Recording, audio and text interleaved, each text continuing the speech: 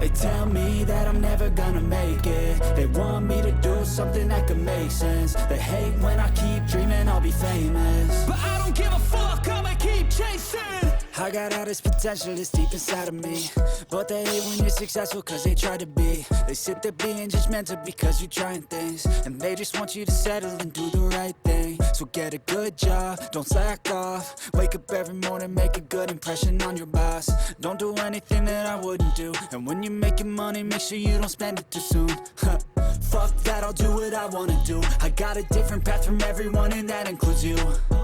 Who are you to tell me how to live life? In these times it feels like nobody is right, yeah. So I'ma figure out what else we succeed, and then invest all of my time into that and proceed.